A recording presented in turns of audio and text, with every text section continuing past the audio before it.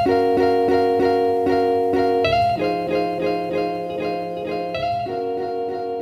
up, everybody? So we're back out in the shop with another Shop Talk Tuesday, and in this episode we're breaking down the finishing of the blade that we worked on in last week's Shop Talk Tuesday. So we did all the forging and that stuff in the last episode. In this episode we need to do heat treat, we need to do bevels, we need to do the finish on the bevels, we need to do maker's mark, we need to get the blade finished so that we're ready to put a handle on it. And next week's Shop Talk Tuesday we're going to focus on the handle. Now it's really hot in this shop, so I'm going to do my best to get as much knowledge in there as possible, but I'm going to be sweating the entire time. Guys, it's a good episode to be able to see the heat treat process that I'm going to do. It's a good episode to be able to see the bevels and things like that. So hopefully y'all enjoy it. Let's go ahead. Let's get after it.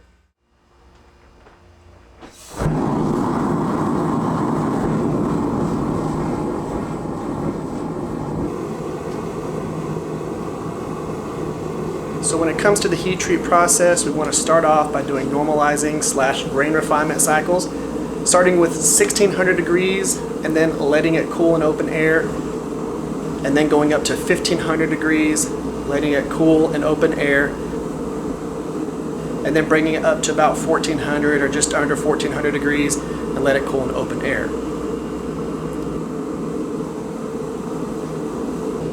Now when it comes to the quenching process, we're going to bring it up to between 1500 and 1525 degrees, and then we're going to quench it in 120 degree peanut oil. You can also use canola oil. People have used Parks 50 or AAA to do this as well. So now that we've got the blade quenched, we need to go ahead and file test it before we do the tempering process. So what we're going to do, we're going to file through the decarb layer, which I do with a good Nicholson file. What you're looking for when you get done filing through that layer is a nice high-pitched noise like this.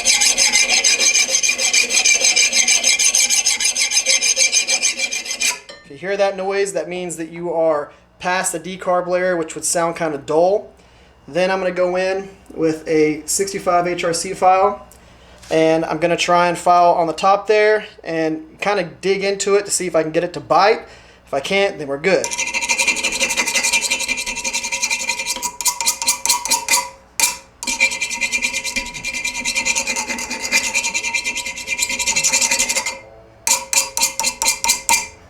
So we're good there, 65 HRC. Now we're going to go into the oven at 400 degrees for 2 hours. Call it good.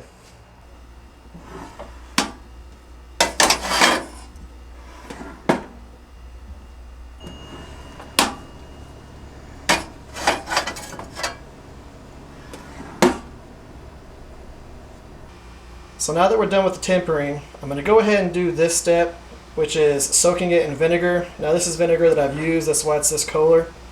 But this is 30% vinegar, and it's going to eat through that forge scale that's up here.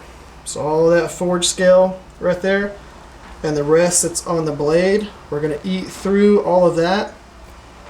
Get all that done before we actually do the next steps. Typically I would grind in the bevels and do the maker's mark and then do this, but I plan on acid etching this blade and sanding it later, so figure go ahead, get rid of the forge scale now. That way that part's done and we're good to go. So I forgot to turn the mic on for this clip, but this is how it looks after about 18 hours of soaking in that vinegar.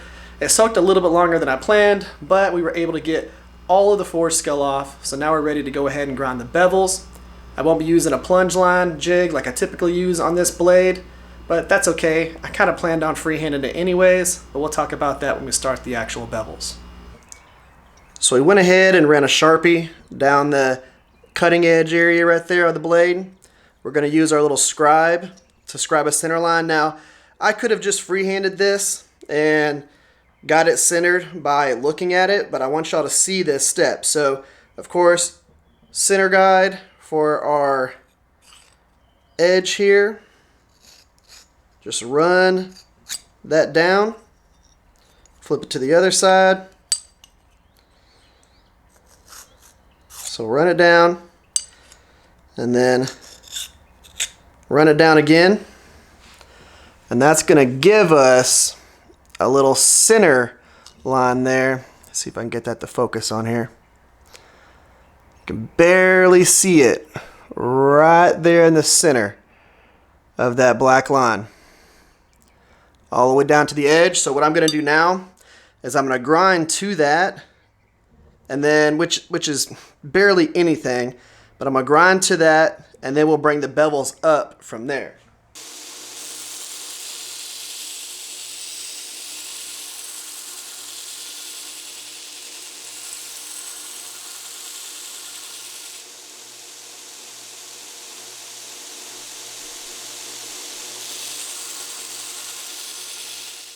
So we went ahead and ground that down to basically a centered edge. Now, of course, I left it a little bit thick because whenever I get done doing the bevels, I'm going to thin that edge just a little bit more. And whenever you see the finish that we're going to put on here, which I've done in a few different builds, I think it's going to look really good with the kind of like rough texture and everything that we have going on with this particular blade. But we got that nice and centered. Now all we got to do is bring the bevels up to where we want it. And I'm going to be bringing them up to about right here on there. That way we have a little bit of that forged texture going up into this little flat area. So we're going to go ahead and do that. Before I grind this in, I'm going to do that false edge. I'm just going to freehand it on this. You could do this on a bigger contact wheel if you want to, but I'm pretty good at grinding this in and getting it nice and centered and even. Plus, with the particular finish that we're going to put on this, I need these grind lines to go up and down evenly. I don't want it to be on a wheel where I use the wheel to go in this way. If I was going to be sanding it and everything, that would be one thing, but with the finish that I want to put on this, it doesn't work. You'll see that as we start going through it. Now, because we're going to be working on this edge here, and I don't want a real sharp edge, I don't want a plunge line right here. I want it to gradually work into it. So what I'm going to do is I'm going to overlap the belt about 1/4 of an inch off the side of the platen here so that I don't get any hard edges. And you want to be pretty, good with that, because this is a brand new Norton 36 grit belt, so this is it's gonna cut quick and fast. So we want to make sure that we don't give us any chance to mess anything up.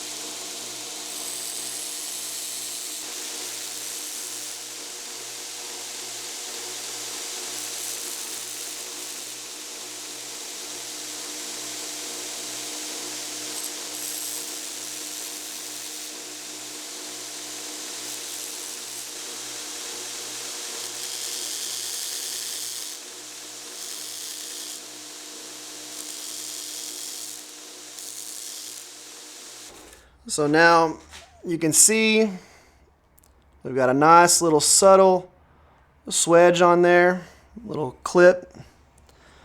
And I went ahead and finished out the top here. Again, I didn't want to get into this area because we forged all that, and I want that to still show. But once we do our acid etch and everything, this is going to look really cool. But we're good there. Now we can go ahead, do our bevels. So now whenever I'm doing the bevels, I am going to hang the belt over about 1/8 of an inch past the side of the platen. And what I'm going to do is I'm just going to gradually bring these up to where I want. Now when it comes to doing this particular step for me, I know roughly where I want my plunge line to be. So I'm going to get one pretty much where I need it to be, and then I'm going to mirror that on the other side just by focusing on where the plunge line comes across the heel here. So as it comes across there, and then I'm going to try and keep my grind lines even on both sides because of the finish that we're going to put on it. And just in case you're wondering, whenever we're bringing this in here, as I'm bringing the bevels up, I'm going from an angle that's a little bit steeper, and I'm just gradually putting more pressure towards that spine, and that's what's going to bring those bevels up towards the spine here. So we're just going to go in and we're going to gradually start putting more pressure on that spine as we're coming across, and that's what's going to bring our bevels up to where we want. We just want to make sure that we're starting in the same place each time. And let's put it this way. I know I'm getting into a lot of detail here, but let's say we're starting here and we're grinding through, and I'm going to grab a marker real quick.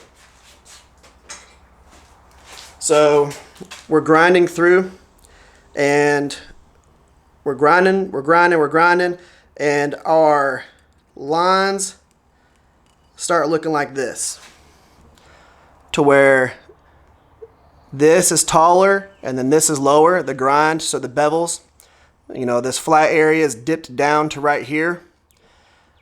How we're going to correct that is we're going to actually focus more on this section here with our pressure than we are here. We might even go flat against the belt here and then work back and forth as opposed to starting here, because you might be putting too much pressure whenever you're initiating the grind with your belt. You might be going too much pressure, letting off a little bit as you're coming in, or you're pausing here and then pulling fast. Pausing, pulling fast. So you're getting more of a grind in this area. So to correct that, we might start here in the center and then work back and forward, so that we're kind of counteracting that dip that you get right here. So that's what we're going to be doing. You'll see as we go. And for me, my goal is to have it come up and then go like this. So that top line right there, that's our goal for our bevels.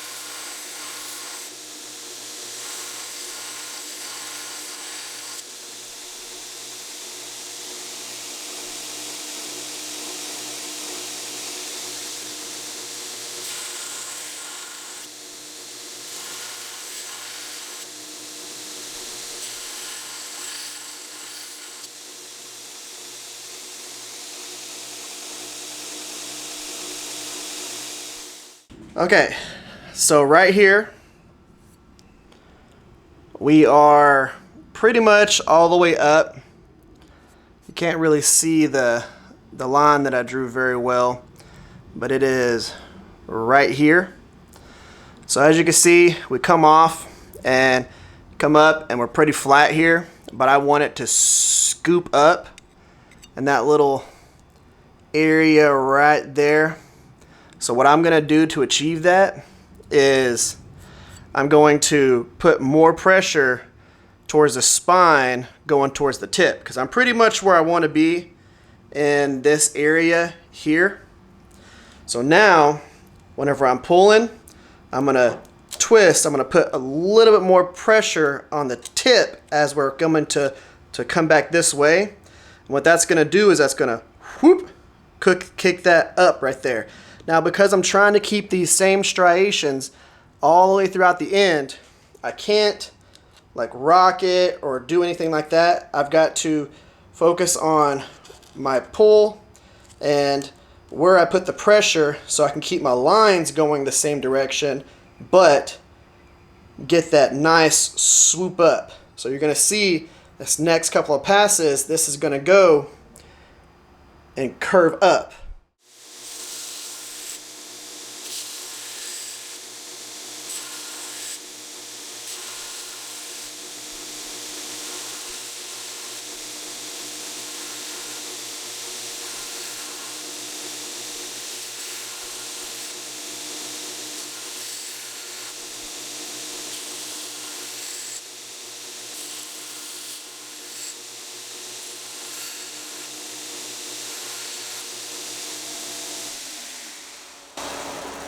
So it's already starting to, sorry about the fan in the background, but it's already starting to curve up right there. So now we're just going to do it a little bit more and get it to where I want it, and we'll be done.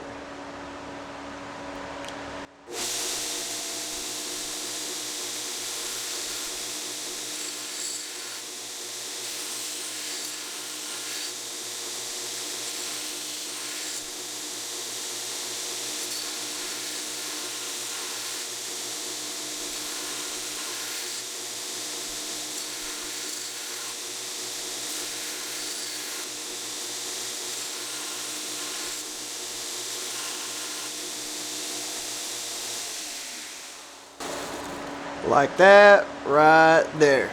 So now we got that scoop up.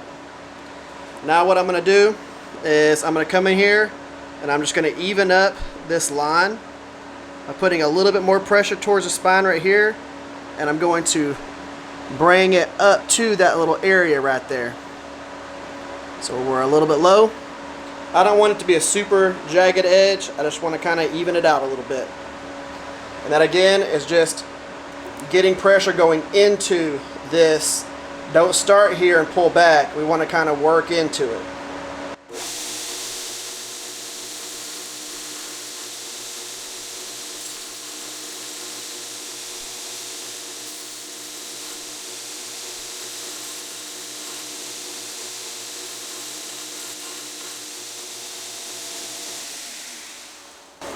Just like that.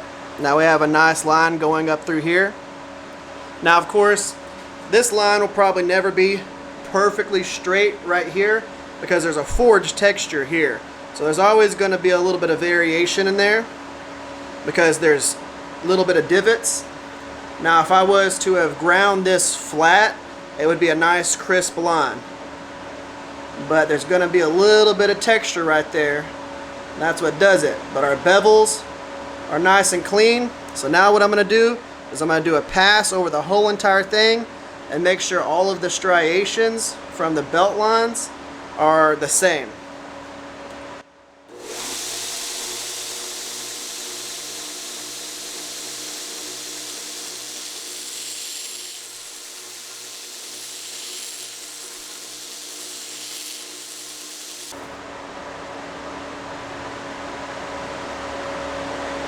There we go.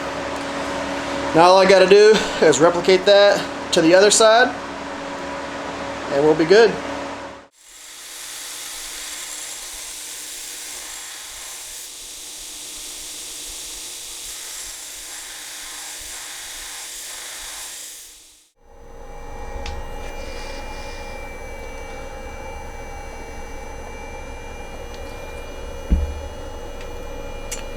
So whenever I'm etching this, I'm using the positive side on the blade. The negative side has a cotton square, a gun cleaning square that's dipped in. This is distilled vinegar and salt. So positive side on the blade, cotton in the negative. We're using a battery charger. This is an older battery charger that doesn't have the safety that the current ones have. So if you buy a new battery charger, you got to bypass the safety switch inside here. So once you do that, you can do this, or you can go to a pawn shop, find you an old battery charger.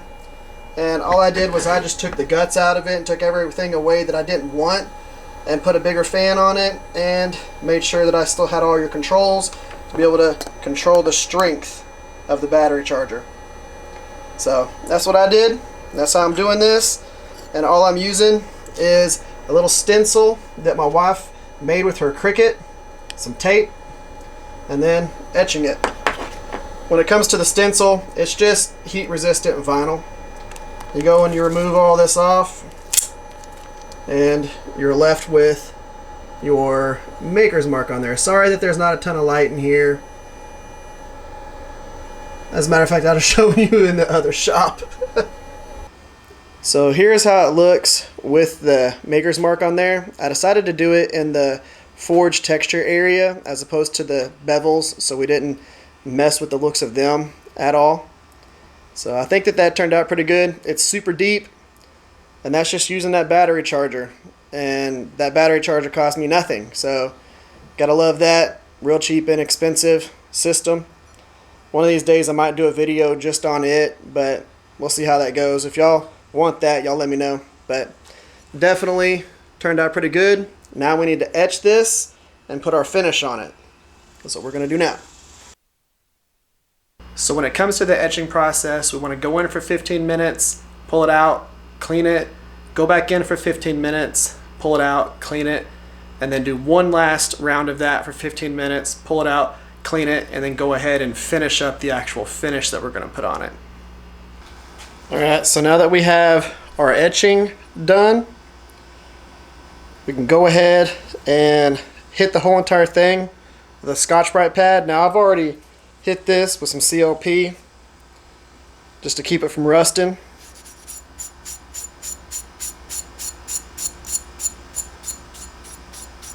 We're going to go over all the surfaces with this in one direction.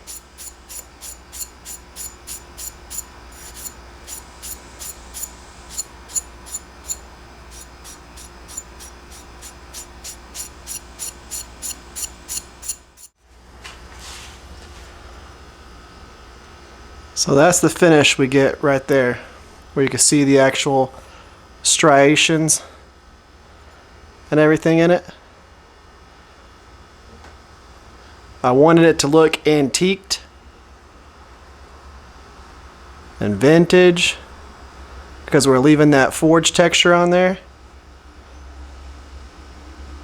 You can still see everything from our swedges on there. We got the same texture flowing through it that's on the bevels, and it's the same texture that's on the spine. Nice and subtle, no harsh lines, everything's nice and even and smooth.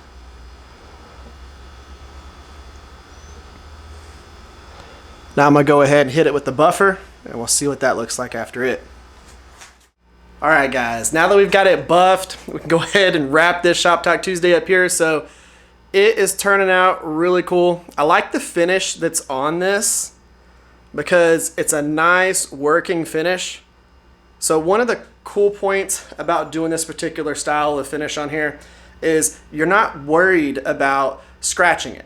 So as you use this knife, it's just going to look cooler and cooler and cooler. When it comes down to putting like a real nice polished finish on a knife, if you actually start using that knife, that finish is going to get messed up real quick. Now something like this, because you have all these little high points in here, as that gets scratched, it's just going to scratch those high points and make them stand out even more. So you don't have to be worried about carving some wood with this, opening boxes, doing pretty much any type of thing that you would mess with an EDC. You don't have to worry about that with this style of blade. It's just going to look really cool as it ages. And I love the way it looks with that false edge. I tried to make it as subtle as possible because we didn't have like that harpoon tip or anything like that. I wanted just a nice, simple bevel up there that stood out. And we got that nice, the same finish on the spine there. I went ahead and rounded the spine. I think it turned out really cool. I like the forge texture going into those bolsters. Being able to keep that, the forge texture on the sides, of course all the way around the top. But I think that turned out real good. I like the maker's mark up in the top there, and I think it looks really cool. But I'm always interested in what y'all think about it. I'm gonna end up showing you the wood that we're gonna pair up with it here in just a minute, but I'll tell you, doing this blade out here in the shop has been absolutely hell over the past week and a half, because it's like right now in the shop, it's 124 degrees. So you can't really see it, but maybe you kind of can. I am absolutely drenched right now. Like my arms, look at that. It's just pouring off of me. So in order to make this video, I've been out here doing all this stuff, and it has just been ridiculously hot. I'll come out here, I'll work a little bit, go outside, go inside, get water, drink lots and lots and lots and lots of water. But being able to make this video over the past week and a half has been just absurd. And I've still got a lot more to do, but not having heating and AC or anything like that in this shop has just been miserable. We've been, as a real feel, like whenever it says it's like 102, but the real feel is 115, we've been between 110 and 115 for almost 2 weeks now where I'm at. And it's humid here too, so it has just been miserable out in the shop, but I wanted to put the time and effort into making this video and make it something where we actually talked about a lot of things. So that's what we did. Now we're still going to be working out here for the next week. It's supposed to cool off and get into the low 100s and upper 90s. So a nice little cool breeze. Still in the high 90s. For the next week or so. So hopefully when we're working on the handle, it won't be as bad. But this, speaking of the handle, is the material that we're going with. So hopefully y'all are excited about that. That's a sneak peek of it. Guys, that's the end of this video. Make sure you give the video a thumbs up, subscribe. Y'all have an amazing day. Y'all stay safe out there, and I'll catch y'all next time.